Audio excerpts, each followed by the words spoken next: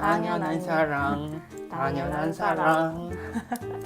이게 대수의 법칙이라고 하지. 더 많이 사는 사람들은 국가가 연금을 더 많이 주고, 그렇지 않은 측면이 얼마나 더 발휘되도록 정책을 짜느냐, 그 문제에 불과하다. 시타르타는 아들을 잘 키우려고 하는데 아들이 금쪽이야. 오늘은 좀 크리스마스 분위기로 크리스마스 그런 분위기로 해볼 거예요. 내가 이제 이사가 얼마 안 남았잖아. 맞아. 내가 처음 독립한 집을 떠난다고 생각하니까 좀 아쉬운데 슬프겠구만. 준호는 우리 집에 자주 놀러 왔잖아. 준호도 이제 이 집을 못 온다고 생각하니까 좀 어때? 내가 종종 놀러 오면 언호가 설거지를 안 하고 이만큼 쌓아둔 걸 내가 다시 할 날까지 시간이 좀 걸린다는. 설거지를 못해서 슬퍼? 응. 우리가 독서 취향이 엄청 다르잖아. 그렇지. 서로의 취향을 알아보고자 서로에게 추천하고 싶은 책을 소개하는 날이잖아. 준호가 먼저 할 거지? 응. 준호가 추천할 책은 뭐야? 우선 책을 추천 전에 여기서 먼저 우리 성향이 드러나는데, 언호는 무슨 책이든 항상 구매하는 반면에 나는 무슨 책이든 대출하기 때문에 여기 봉담 도서관이 쫙 박혀있는 모습을 볼 수 있어. 책을 어떻게 읽느냐부터 일단 달라. 그러네. 나는 무조건 구매부터 갈게. 나는 남의 책을 읽기 싫더라고. 이게 나의 책이라고 생각이 들어야, 나의 소유여야 내가 그 책을 넘기고 싶더라고. 이유가 딱 절반으로, 첫 번째 절반은 비용 문제, 두 번째 절반 문제는 나는 물건을 쟁여두는 걸 싫어해. 나는 모든 물건을, 웬만한 물건은 다 버리는 성향이라서 진짜 필요하지 않으면 물건을 안 써. 빌리고 그냥 돌려주는 게 편해. 훨씬 편해. 그래서 준호가 추천할 책은? 추천할 책은 바로 복지의 원리. 빠밤. 내가 항상 책을 찾아 읽을 때는 항상 누군가의 추천된 걸 봐. 그럼 이건 누가 추천해 준 거야? 그게 사실 기억이 안 나. 그게 기억이 안 나는데 누군가가 추천해 준 게 너무 인상적이라 이게 읽고 싶었던 거야?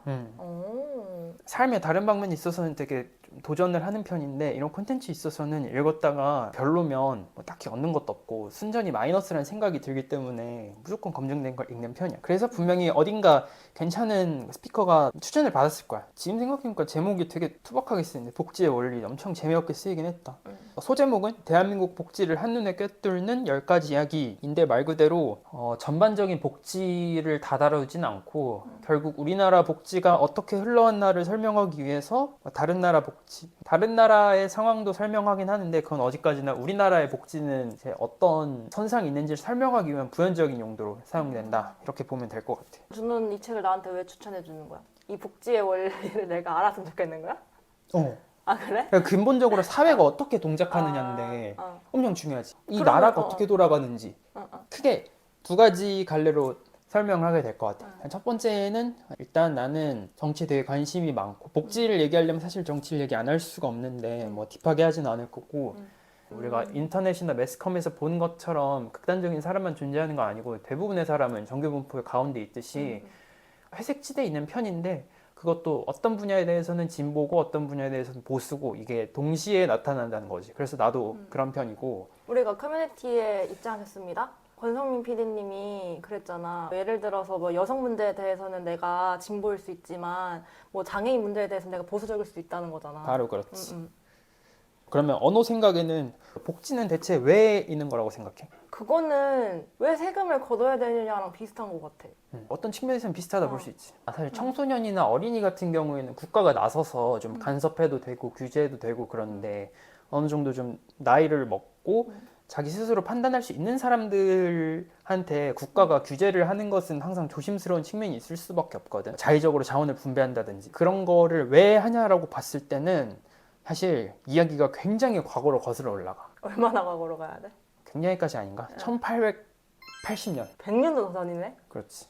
복지 국가라는 개념 자체는 1942년에 영국의 경제학자 베버리지가 주장했어. 1942년이니까 굉장히 나중이지. 사람들이 기본적으로 따뜻한 성품을 갖고 있기 때문에 복지라는 것을 사적인 영역에서 하는 거는 문제가 있기 전부터도 있었겠지만, 이걸 국가가 나서서 복지가 정책으로 해야 된다, 그래서 복지 국가라는 개념이 등장한 것은 1942년에 등장했다는 거지. 그땐 2차 세계대전 도중이었으니까. 신기하지? 사람들끼리 싸우고 있을 때 그걸 오히려 사람들끼리 싸우고 있었으니까 국가가 나서서 해야 한다 이런 걸 했을런가? 그랬을 수도 있겠다. 그러겠다. 그리고 실제로 복지라는 게 국가에 의해서 주도적으로 시행됐다는 건 그보다 약간 전에 있던 1880년대 독일. 그러니까 1880년대 독일은 실제로 국가가 앞장서서 복지 정책을 펼치고 있었고 나중에 1942년이 되어서야 이게 사실상 현대에서 말하는 그런 복지국가겠구나 그리고 나중에 정의된 거라고 그렇게 보면 될 것 같아.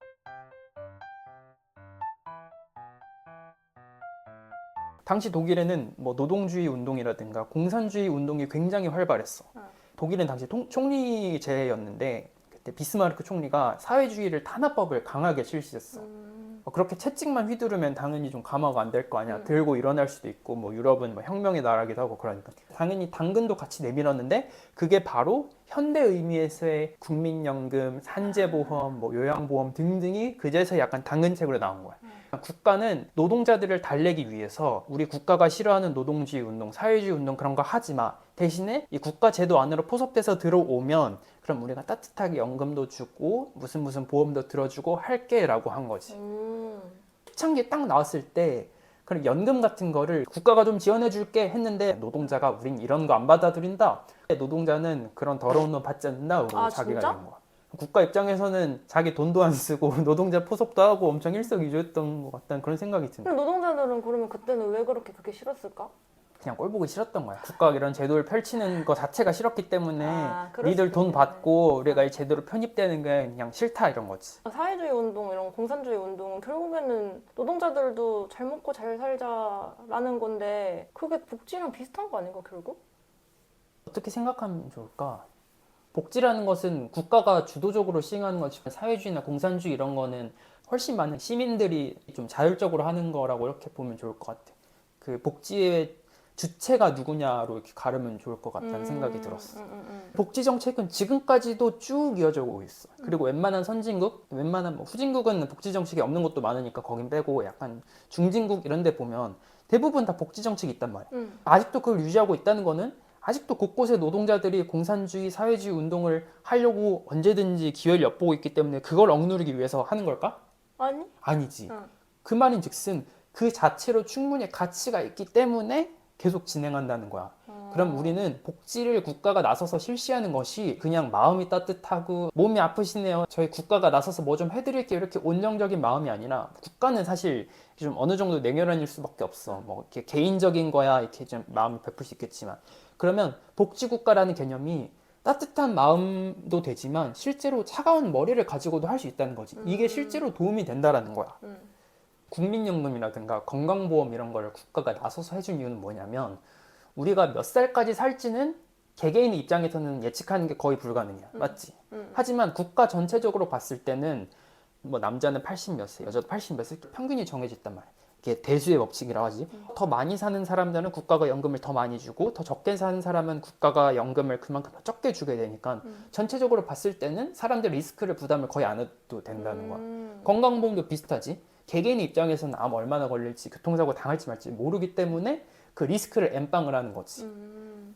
그 자체로 사람들이 안정된 상태에서 있으면 당연히 일도 더 잘하게 되고 뭐 아이도 낳고 생활을 잘하게 되니까 국가도 이득인 거고 개개인도 당연히 이득이 되는 거지. 굉장히 흐름이 자연스러워가지고 쭉 읽다 보면 술술술술 읽히게 돼. 또 두 번째로는 보통 복지라고 하면 가장 많은 사람들을 비판하는 게 퍼주면 사람들이 게을러진다. 배짱이가 된다. 개미처럼 돼서 일을 할 생각은 안 하고 배짱이가 돼서 바이올린만 켜게 된다라는 건데 이런 비판도 엄청 많거든.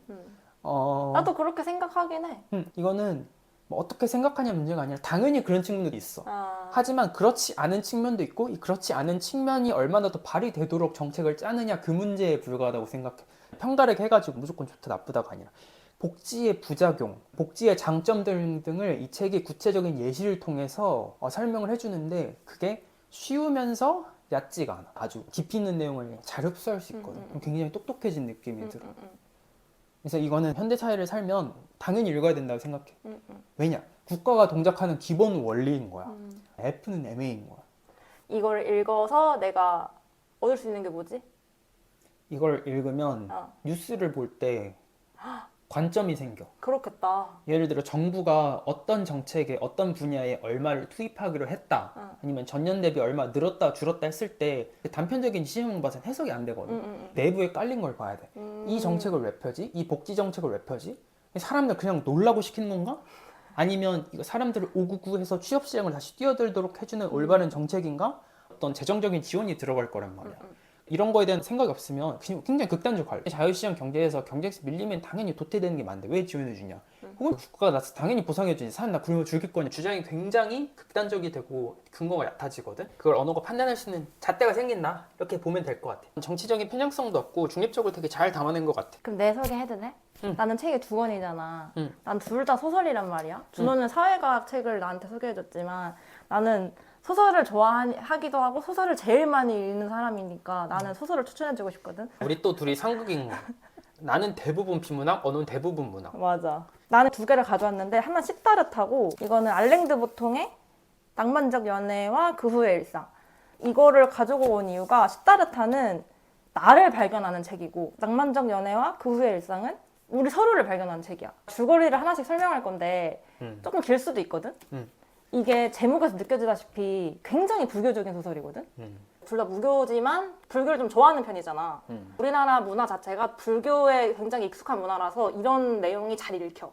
헤르만 헤세가 전형적인 유럽인이잖아. 그렇지. 근데 이 사람이 어떻게 이렇게 잘 썼을까 궁금했거든. 찾아보니까 이 사람이 독일계 스위스인인데 아버지가 인도에서 선교사 활동을 하셨대. 그래서 인도의 힌두교랑 불교를 되게 잘 알고 있었대. 그 동양에 대한 이해가 깊었던 사람인 거야. 이게 1부랑 2부로 나뉘는데 큰 의미 없는 분류고 나는 크게 나눴을 때 시타르타가 어렸을 때랑 청년 시절이랑 늙었을 때 세 챕터로 나뉜다고 생각하거든. 시타르타 실존 인물 아니야? 고타마 시타르타 불교 청취자 그 사람 맞지? 맞아. 그러니까 그 사람은 실존 인물인데 이 책은 허구적 내용이야. 시타르타라는 이름을 가진 사람이 자기의 깨달음을 얻어가는 내용이거든. 어릴 적 시타르타가 계급이 높은 사람이야. 그 브라만 제일 높잖아. 브라만의 아들로 태어났는데 모두가 시타르타를 좋아해. 싫어하는 사람이 없어. 시타르타는 모두가 자기를 좋아하긴 하는데 궁극적인 가르침을 잊고 사는 것 같은 거야. 그래서 출가를 해. 고빈다라는 친구가 있거든. 그 친구랑 같이 출가를 해. 어느 마을에 고타마라는 엄청 유명한 부처가 있대. 고타마 시타르타인데 고타마라는 인물이랑 시타르타라는 인물이 다른 인물이야. 둘이 나눠놨어? 다 나눠놨더라고. 이게 고타마는 아주 유명한 부처님이야. 이게 세존이라고 표현하더라고. 고타마가 너무너무 인기가 많잖아. 제자들이 바글바글바글해. 거기서 어떻게 또 운이 좋아가지고 시타르타가 고타마한테 가서 제 가르침을 얻고 싶습니다. 이렇게 해가지고 막 얘기를 한단 말이야. 근데 시타르타는 고타마가 막 이렇게 얘기를 하는데 분명히 멋있는 얘기들이야. 그래, 멋있는 얘기들인데 시타르타가 느끼기에는 이거는 그냥 고타마의 경험 아닌가? 이건 가르침이 아닌 것 같은 거야. 이 사람이 말하는 말이랑 내가 생각하는 교리가 간극이 있는 것 같아. 그래서 자기는 고타마의 제자가 못 되겠는 거야. 고빈다란 친구는 고타마의 제자로 남고 시타르타는 또 떠나. 자기의 이제 또 가르침을 얻으러 떠나. 가다가 어느 훌륭한 뱃사공을 만나서 강을 건너. 맨날 백사공만 강 건너는 거. 그래가지고 말을 도착을 하거든. 지금부터가 젊은 시절 시작인데 시타르타가 아무리 불교에 귀했다고 해도 청년이잖아. 여자들을 보면 가슴이 콩닥콩닥 하는겨. 그렇구만. 그래가지고 그 마을의 가장 유명한 기생인 카말라라는 사람을 사랑하게 돼. 그러니까 시타르타가 처음에 거지였단 말이야. 얘가 말하는 걸 들으니까 너무 똑똑한 거야, 얘가. 똑똑하니까 반해버렸다. 약간 반한 것 같아. 어떻게 하다 보니까 카말라랑 시타르타가 서로 연인이 돼. 카말라가 이제 시타르타한테 카마스와미라는 사람한테 일자리를 알선해주거든. 이제 카마스와미가 엄청 똑똑한 사업가야. 시타르타를 막 가르치거든. 근데 시타르타는 자기는 그 수도승인데 나는 돈에 관심 없습니다. 나는 그냥 하고 싶은 거 할 거야. 하긴 하는데 약간 똑똑하긴 했나 봐. 사업 꽤 잘해. 여전히 자기는 그 사업이 진짜 자기 진심이 아니고 나는 그냥 놀면서 할 거야. 이런 건 거야. 선민의식이 있었던 것 같아, 시타르타가. 나는 불교를 이렇게 공부하는 사람인데 니까지 사업가가 뭘 알아? 이런 심정이었던 거지.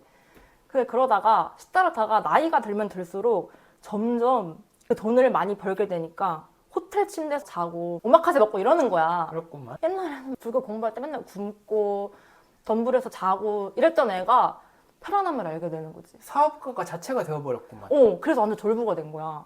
그래서 얘가 점점 사람들 막 괴롭히고 도박하고 맨날 이래. 20년을 그렇게 살아. 걔가 이제 점점 이렇게 흰머리가 삐쩍삐쩍 나는 거야. 그래서 그걸 알고 나서 과거의 자기랑 비교를 해보니까 현타가 너무 세게 온 거야. 그렇구만. 그래서 모든 걸 다 버리고 떠나버려. 아무한테도 말 안 하고 그냥 떠나버려. 어느 날 갑자기. 처음에 만났던 훌륭한 뱃사공 있잖아. 그 사람이 생각이 나. 그래서 찾아가거든, 그 사람을. 근데 그 사람 이름이 바수데바라는 사람이야. 좀 중요한 인물이야, 바수데바가. 제자로 봐달라고 부탁을 해. 그러시오 이러고 하고 같이 뱃사공 일을 한단 말이야. 근데 어느 날에 고타마가 이제 너무 늙어가지고 죽는다는 소문이 여기저기 이제 퍼진 거야. 근데 고타마가 엄청 유명한 부처잖아. 그래서 인도에 있는 모든 사람들이 고타마를 보러 간단 말이야. 근데 그 중에 카말라가 있었어. 카말라가 있어. 시타르타를 만나. 왜 남자애가 있는 거야. 걔가 시타르타 아들이었어. 그러니까 시타르타가 떠나기 직전에 카말라가 임신을 한 거야. 그렇구만. 웃기지? 근데 카말라가 임신을 해서 10살짜리 남자를 데려오거든? 그러니까 시타르타는 뱃사공으로서 10년 동안 살았다는 거지. 꽤 오랜 시간. 카말라가 오는 길에 뱀에 물렸어. 뱀에 물려. 그래가지고 시타르타를 보자마자 이 아이가 당신 아들이에요 하고 죽는단 말이야. 독사에 물렸구만. 독사에 물려가지고 죽어.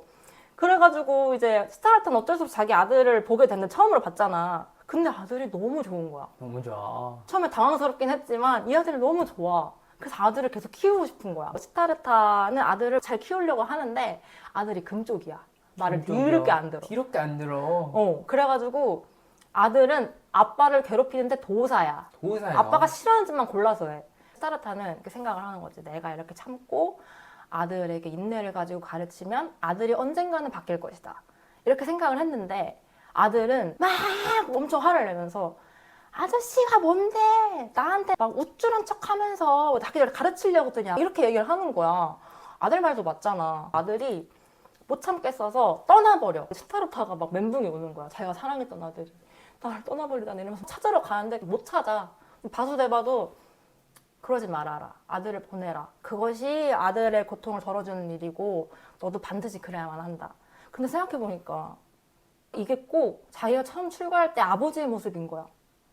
자기가 출가했을 때 아버지가 되게 슬퍼했거든. 그걸 생각을 해보니까 그때 깨달은 거야. 이 모든 게 윤회다. 이 모든 게 돌고 도는 거야. 자기가 아버지를 떠나왔듯이 내 아들도 나를 떠난 거야. 그때 딱 깨달아. 이 모든 것이 윤회구나. 돌고 도는구나. 본인이 고타마가 되겠다. 그치. 결국엔 그렇게 되는 거야. 본인이 결국엔 고타마가 되는데 그럼. 바수데바랑 시타르타가 워낙 그 성인들이니까 주변 마을에 어느 뱃사공이 아주 그 현자들아 거기 찾아가면 가르침을 얻을 수 있다는 소문이 도는 거야. 고빈다도 어디서 그 소문을 들어. 고빈다가 시타르타인지 모르고 찾아와. 시타르타인 거야. 서로 반갑게 인사하면서 오랜만에 봤으니까 고빈다가 가르침 좀 달라. 너가 그렇게 현자라고 하던데 나한테 좀 가르쳐줘라 이렇게 했는데 시타르타가 가르치면 말로 할 수 없습니다. 이래. 고빈다가 의아한 거야. 의아하잖아. 시타르타가 처음에 고타마 만났을 때도 비슷한 걸 느꼈잖아. 고빈다도 똑같은 거지. 시타르타가 하는 말이 뭔 말인지 모르겠어. 그래서 나는 시타르타가 고타마보다 한 수 위라고 생각하는 이유가 고타마는 사람들한테 말로 가르치려고 그랬잖아. 근데 시타르타는 그게 아무 소용이 없다는 것까지 깨달은 거야. 그래서 고타마보다는 한 수 위인 거지. 난 그렇게 생각해. 그렇네. 시타르타가 결국에는 모든 거는 다 직접 경험해 봐야 돼. 내가 어떤 가르침을 받았다 그래서 그걸 아는 게 아니라 도박도 해보고 누구랑 사랑도 해보고 엄청 외로워도 해보고 단식도 해보고 이런 모든 과정을 거쳐야 진짜 내가 완성이 된다는 거야. 우리가 취업 준비하면서도 많이 느끼는 건데 쓸데없는 경험이 없거든? 이미 우리는 하고 있는 경험들 다 의미가 있는 경험이고 하나도 빠짐없이. 그리고 우리는 이미 완성된 사람들이다 라는 거지. 난 그게 되게 좋았어. 이 소설 추천해 주는 게 여기에 담겨있는 그런 말들이 되게 헤르만 헤세가 사람들의 심리를 거의 분석해 놓은 듯이 적어 놓잖아. 그거를 읽으면 되게 힐링이 돼. 내 마음이 이때는 이랬겠구나. 그런 게 좀 정리가 된달까? 그 나를 발견할 수 있는 책이야. 그렇네. 계속 돌고 돌겠네. 이야기가 계속 끝없이 이어지겠어. 맞아. 어바웃 타임 영화 있잖아. 거기서 내가 제일 좋아하는 대사가 베스트맨이 아버지란 말이지. 베스트맨? 영국에서는 결혼을 할 때 신랑의 친구가 베스트맨으로 나오는데 결혼식 끝나고 이렇게 피로연 같은 거 하잖아. 거기서 친구를 위해서 연설을 하는 거야. 이 친구는 어떤 친구고 되게 좋았고요. 막 좋은 얘기를 이런 거 하잖아. 그걸 아버지가 해주셔. 아버지가 그러거든. 우리 모두는 결국 비슷한 얘기를 반복하게 된다고. 그 영화가 생각이 나면서 되게 좋았어. 세상에 쓸데없는 경험은 없다. 비슷한 말. 우리는 결국 비슷한 경험을 반복하게 된다. 말해봤자 그거 직접 겪어야 된다 이건가? 맞아, 계속 그리고 겪어봐야 돼. 심지어 거의 비슷한 희노애락을 느낀다는 건가? 그치. 인생에서의 고난이 대부분 다 비슷하다 이런 거지. 모든 경험이 의미가 있다는 거를 알려주는 의미에서 이 책이 좋았어. 텍스트 말로 쓰인 건데 아무런 감동을 못 주는 거 아니야 사실? 아니지. 그럴 수 있다고 알려주는 거니까. 재밌네. 이거 읽어야 돼. 사실 응. 나도 읽어야 할 책 목록에 있어. 이건 얇아서 금방 읽는 것 같아. 그 낭만적 연애와 그 후의 일상은 처음에 이게 그 연애 소설인 줄 알고 읽었거든? 이 엔드 있잖아, 와. 앞뒤로 5글자씩이거든? 난 그래서 이게 반반인 줄 알았어. 근데 이게 사실 연애 없어. 그냥 그 후의 일상들이야. 그 후 일상만 그래서 완전 결혼 이야기야. 결혼 이야기구만. 준호가 로맨스 별로 안 좋아하잖아. 맞아. 그런데도 내가 이 책을 가져온 이유가 우리가 서로 결혼을 결심했기 때문이거든? 이렇게 글씨체가 달라져. 이게 뭐냐면, 혼자 해설 쓰는 거? 맞아. 알랭드 보통이 서사를 이렇게 적다가 그거에 대한 해설집을 적는 거야. 자기 에세이인 거지. 알랭드 보통은 다 비슷하잖아. 거기 소설이랑 에세이 반반 섞은. 아, 진짜? 어. 내가 다른 알랭드 보통 책을 안 읽어봐서 모르겠어. 대부분이래. 거의 소설을 가장한 에세이 비슷해. 낭만적 연애와 그 후의 일상이 영어 원제목이 뭔지 알아?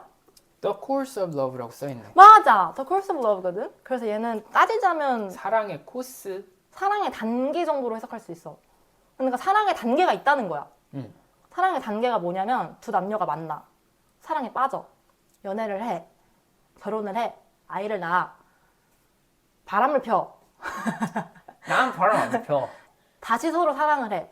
이게 사랑의 단계거든? 우리가 저번에 준호 친구 결혼식 가가지고 언어는 이러이러한데 이해가 안 된다 하면서 얘기했잖아. 그렇지. 그 내용이 다 여기 들어가 있어. 들어가 있어. 다 들어가. 신기하지? 도무지 이해가 안 돼. 도무지 이해가 안 되지만 여기 다 들어가 있어. 너무 신기해. 그래서 나는 이게 거의 뭐랄까 사랑의 사전인 것 같아.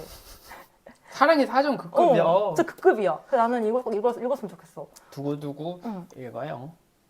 철학자들이 좋은 이유가 느낌으로만 가지고 있는 것들. 어설프게 알고 있는 사실들. 어설프게 알고 있거나 그런 거를 관찰을 해.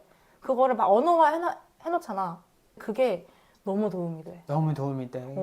그러면 그 통찰들이 누구나 한 번쯤 생각해봤을 법한 거야? 아니면? 아니야. 우리가 친구들이랑 막 고민 상담하거나 연애 상담을 할 때 그 정도의 말이 아니라 진짜 철학적으로 엄청 고찰을 한 책이야.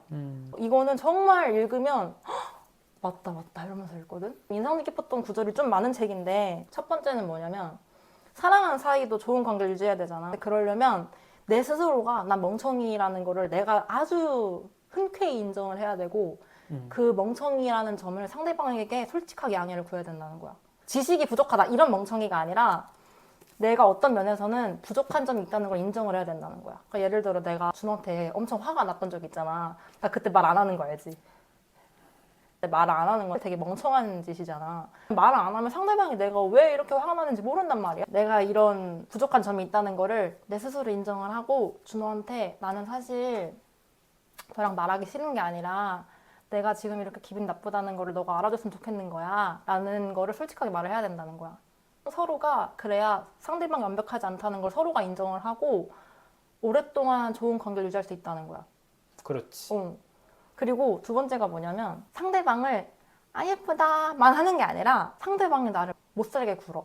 그래도 예쁘게 보려고 노력하는 것까지가 진정한 사랑이래. 사랑하는 사람들 사이에서는 이 사람이 내 맘에 안 드는 짓 할 수 있잖아. 그러면 얘가 왜 이러지? 얘가 어딘가 아픈가? 피곤한가? 회사에서 뭔 일 있었나? 아니 내가 모르는 뭔가 안 좋은 일이 있나? 이런 것까지 내가 들여다봐야 된다는 거야. 그게 진정한 사랑이라는 거지. 그것은 아주 맞는 말이야. 왜 그런가를 생각해봐야지. 밖으로 드러낸 것만 보고 판단하지 말고. 내가 막 준호를 막 못살게 굴어도 좀 예쁘게 봐달라는 부탁이기도 하고 준호가 날 못살게 굴어도 나도 준호를 예쁘게 봐주겠다는 다짐이야. 그래도 서로 예쁘게 봐주자. 읽어야겠다. 결혼 준비는 결혼을 하기 전에 하는 게 아니래. 그러면? 결혼을 하고 15년쯤 지나야지 결혼 준비가 그럼 된다는 거야. 우리 일단 결혼하자. 우리는 결혼 준비가 된 사람들이 아니야. 사실 우리 엄마 아빠들도 결혼 준비가 된 지 얼마 안 됐다는 거야. 그렇구만. 진정한 결혼 준비는 결혼 후 15년쯤 지나야 되는 것이다. 꼭 이것도 읽어볼까? 그럼 준호 낭만적 연애 혹은 낭만적 사랑이 뭐라고 생각해? 내가 생각할 때는 커플, 연인으로서 응당해야 하는 것들의 얽매이지 않는 것. 이해를 못했어. 자고로 커플이라면 이러해야 해에서 벗어나는 것. 예를 들어줄 수 있어? 우리나라의 경우에는 필요한다면 혼인신고 안 하고 그냥 쭉 사는 것. 우리나라 기준에서는 비주류에 해당되니까 낭만일 수 있을 것 같고. 아, 그럼 준호가 말하는 낭만적 연애라는 거는 이 낭만적 사랑이라는 개념이 있는 게 아니라 낭만을 이루는데 그냥 사랑이 딸려오는 거네? 난 낭만적 사랑이란 개념이 있다고 생각하거든? 뭐 이건 내가 말한 건 낭만적 직업, 뭐 낭만적 뭐 주거 등등이 다 통용될 수 있을 것 같아. 내가 생각한 낭만적 사랑이 뭐냐면 독점권을 가지는 거라고 생각해. 어떤 독점권을? 상대방에 대한 독점권. 내가 상대방에 대한 독점권이 있기도 하고 상대방한테 나에 대한 독점권을 내가 주는 거야. 난 그게 낭만적 사랑이라고 생각해. 그렇게 서로가 이의를 제기하지 않는 거야. 근데 낭만적 사랑이 언젠간 끝나잖아. 나는 유효기간이 길지 않지. 유효기간이 길어봐야 2년이라고 들었거든? 우리 생애에서 보자면 사실 거의 없는 거나 마찬가지. 맞아. 근데 이 낭만적 사랑이 끝나면 당연한 사랑이 되잖아. 근데 난 당연한 사랑이 더 좋은 것 같아. 당연한 사랑, 당연한 일. 사랑, 같이 해줘. 당연한 사랑, 당연한 사랑. 상대방이랑 일상을 같이 사는 게 당연해지는 거. 결국에는 사랑의 결과인 것 같아. 그래서 나는 이 K 제목보다 원 제목이 더 좋아. The Course of Love. 사랑의 단계가 있고 그 단계를 충실히 밟아나가는 거. 우리가 처음 만났을 때부터 지금까지 겪었고 앞으로도 겪을 그런 사건들이 여기 다 담겨 있거든. 현미밥 먹듯이 꼭꼭 씹어서. 야, 오히려 얘가 훨씬 더 오래 걸릴 것 같은데. 아니야. 나는 이게 더 오래 걸렸어. 왜냐면 시타르타는 개인에 대한 내용이잖아. 내 속에서만 소화하면 되거든. 근데 낭만적 연애와 그 후의 일상은 상대방까지도 생각을 해야 되기 때문에 더 오래 걸려. 나만 이해하면 되는 게 아니라 상대방도 이렇게 했구나까지도 내가 생각을 해야 되기 때문에 더 오래 걸리는 거라 현미밥 먹듯이 꼭꼭 씹어서 오래오래 읽기 좋은 책이야. 어느 현미만 안 먹잖아. 비유를 하자면 비유하자면 절대 안 먹지만 절대 나는 현미밥을 먹지 않지만 굳이 비유를 하자면 그렇다는 거다. 3일 동안 굶었는데 현미밥 딱 이랬어. 그럼 눈물 날 것 같아.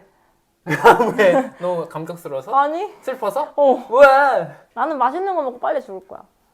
보리밥은 먹잖아. 보리밥은 먹어. 현미는 맛없어. 현미로만 돼 있는 밥.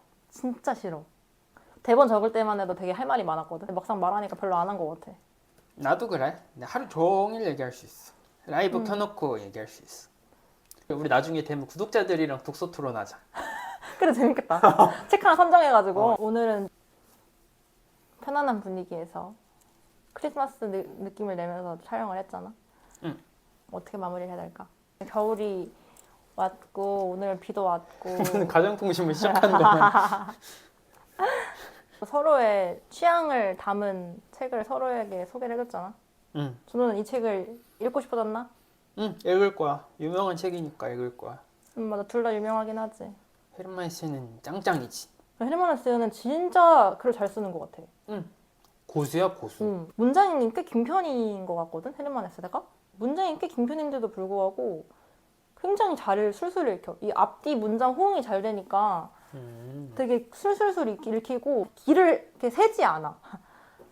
결혼을 하기 직전에도 읽고 싶고 하고 나서도 한참 뒤에도 읽고 싶고 그 정도야? 아이들을 낳고 나서 또 읽고 싶어. 왜냐면 내가 이 책을 작년 6월에 읽고 이거 영상 찍으려고 다시 한번 읽은 거잖아. 그 인상 깊은 구절이 달랐어. 와닿는 부분이 아예 달랐어. 어렵구만. 그때는 내가 이런 부분이 와닿았는데 지금은 아예 또 다른 부분이 와닿고 이런 거 보니까 이 책은 우리가 어떤 시점마다 느끼는 게 달라지는 책인 것 같아서 또 읽고 싶어. 내가 준비한 책은 확실히 인문서적이 아니라 그런가? 그냥 도움된 이야기야. 나는 굉장히 실용적으로 도움된 이야기 추천했어. 그러네. 여러분들도 인생 책이 있나요? 있나요? 댓글로 소개해주세요. 오늘은 여기까지. 안녕. 안녕.